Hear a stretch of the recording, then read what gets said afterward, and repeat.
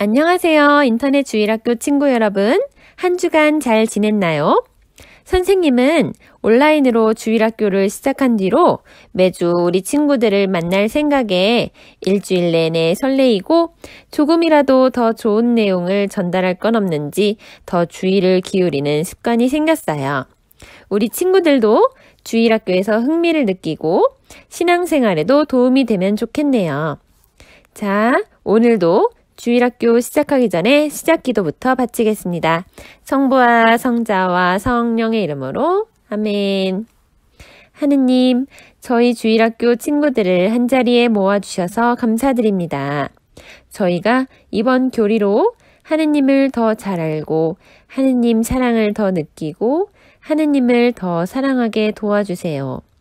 그리고 오늘 기도 중에 고통받는 사람들과 세계 평화를 위해 기도드리오니 고통 중에 있는 영혼들을 위로해 주시고 세계의 평화와 일치를 이루어 주시기를 청합니다. 아멘. 성부와 성자와 성령의 이름으로 아멘. 자, 선생님이 지난 시간에 이번 주에는 예수 성심과 성모 성심에 대해서 배울 거라고 했어요. 그 이유는 지난 금요일은 지극히 거룩하신 예수 성심 대축일이었고 그 다음 날인 토요일은 티 없이 깨끗하신 성모 성심 기념일이기 때문이에요. 예수 성심 대축일은 항상 성체 성혈 대축일 다음 금요일인데 그 이유는 성체 성사와 예수 성심이 아주 밀접하게 관련되어 있기 때문이에요. 지난주에 선생님이 성체 성사는 삼위일체 안에서 나누는 사랑의 친교에 우리를 초대하시는 하느님의 크신 사랑이고 우리가 성체 성사를 모시면 성부, 성자, 성령이 나누시는 사랑의 고리에 참여하게 된다고 말했어요.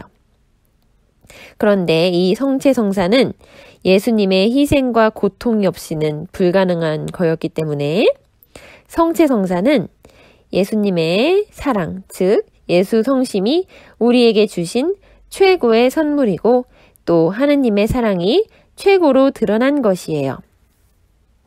예수 성심은 또 우리 교회를 잉태시켰어요.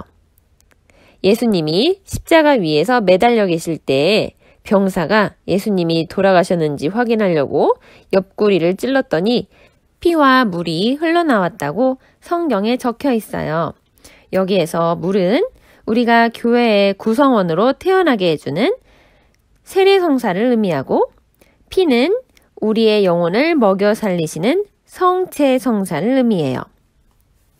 창세기를 보면 아담이 잠들었을 때 그의 갈비뼈를 떼어다가 배우자인 하와를 만드셨다고 나와요.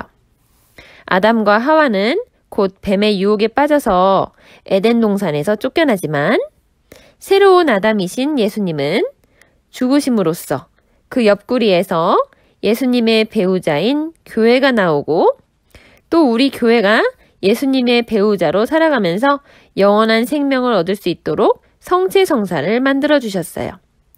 그래서 우리가 성체성사를 받아 모시는 것은 우리가 예수님의 배우자로서 살아가는 방식이에요. 그리고 예수님이 돌아가시기 전에 십자가 위에서 모든 것이 끝난 것을 아셨다 하기 바로 직전에 우리 교회에 선물을 주시는데 그것이 바로 우리의 어머니 성모님이세요. 요한복음 19장 26절부터 27절을 읽어보면 예수께서는 당신의 어머니와 그 곁에 서 있는 사랑하시는 제자를 보시고 먼저 어머니에게 어머니, 이 사람이 어머니의 아들입니다 하시고 그 제자에게는 이분이 너의 어머니시다 하고 말씀하셨다. 이때부터 그 제자는 마리아를 자기 집에 모셨다 이렇게 쓰여 있어요.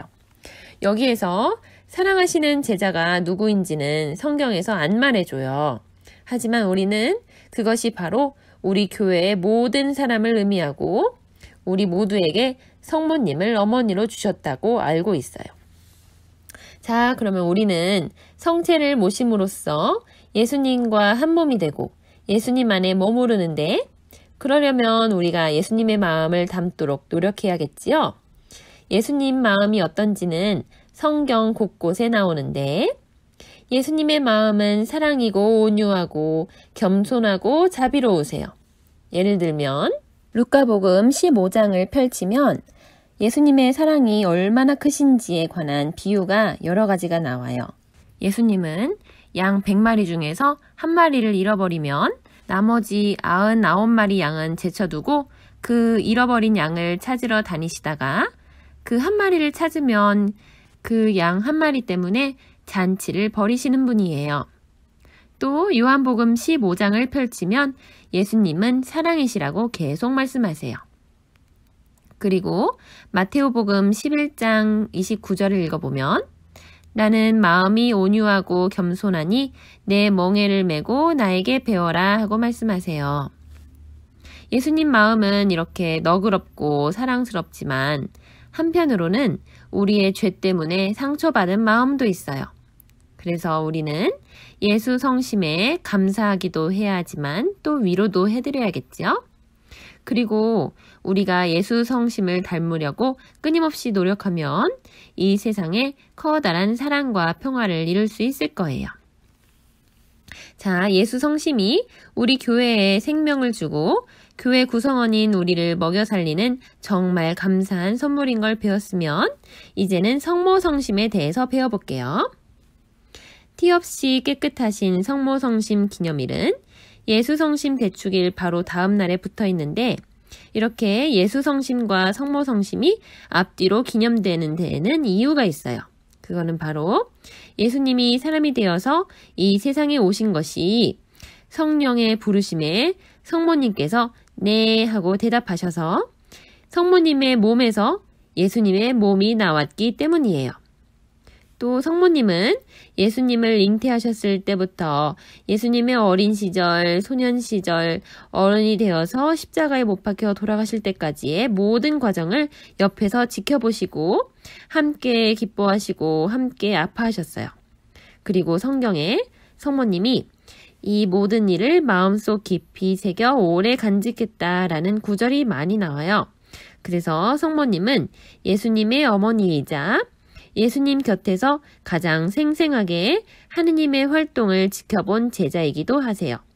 그렇기 때문에 예수 성심과 성모 성심은 뗄래야 뗄 수 없는 관계이고 그래서 우리가 앞뒤로 같이 기억하는 거예요. 성모 성심은 예수 성심하고 성격이 조금 다른데 예수 성심은 하느님과 예수님의 인류에 대한 사랑에 초점을 맞춘다면 성모 성심은 성모님의 삼위일체 하느님에 대한 사랑에 초점을 맞추어요. 성모님은 원죄 없이 태어나셨는데 이렇게 깨끗하고 온 마음을 성령으로 가득 채운 마음만이 하느님께서 사랑받기에 합당한 방식이라는 거예요. 그래서 우리가 성모 성심에 의탁하는 것은 성모님의 마음을 닮아서 하느님을 더 잘 사랑하고 그 사랑에 대한 보답으로 우리 자신을 하느님께 선물로 드리도록 청하는 거예요. 사실 성경 속에서 성모님의 모습은 순종하고 기도하고 하느님 뜻에 따르는 겸손한 모습이에요. 우리도 성모님을 닮아서 하느님 뜻에 순종할 수 있는 은총을 청해보면 좋을 것 같아요.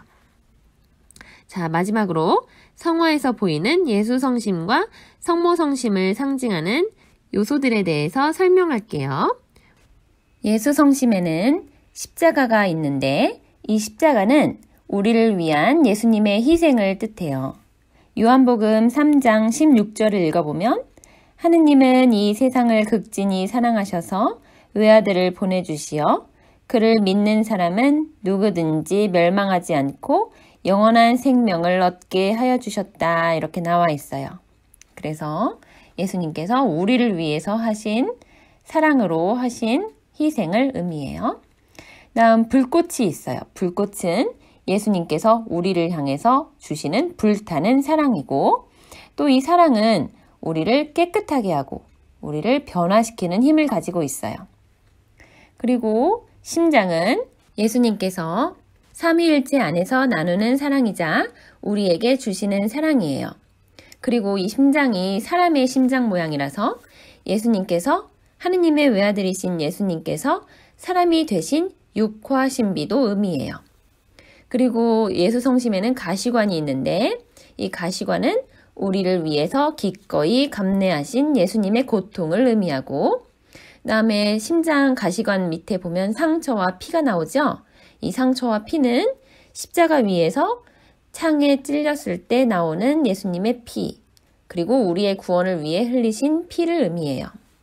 자, 그 다음 성모 성심에도 불꽃이 있는데 이 불꽃은 예수님과 우리를 향한 성모님의 불타는 사랑을 의미해요. 그리고 칼이 있는데 이 칼은 예수님 고통에 대한 성모님의 슬픔을 의미해요.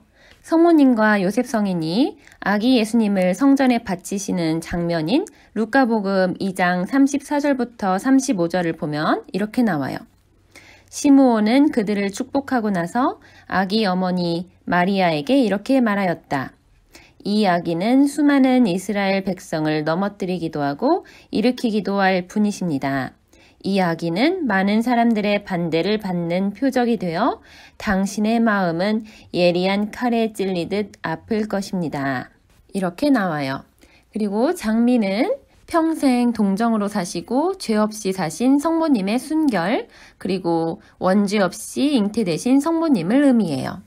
그 다음 심장은 성모님의 예수님과 자녀들인 우리를 향한 사랑을 의미해요.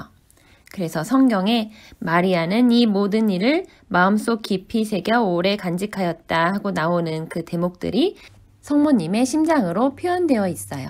자, 이상으로 예수 성심과 성모 성심에 관한 오늘의 교리는 끝이 났어요. 선생님은 오늘 교리를 준비하면서 예수 성심과 성모 성심에 관한 무궁무진한 가르침이 있다는 것과 예수 성심과 성모 성심을 사랑하는 우리들에게 준비된 하늘나라의 보물이 어마어마하다는 것도 알게 되었어요. 선생님이 오늘 주일학교 하면서 친구들에게 그 중에 일부라도 잘 전달했으면 좋겠네요.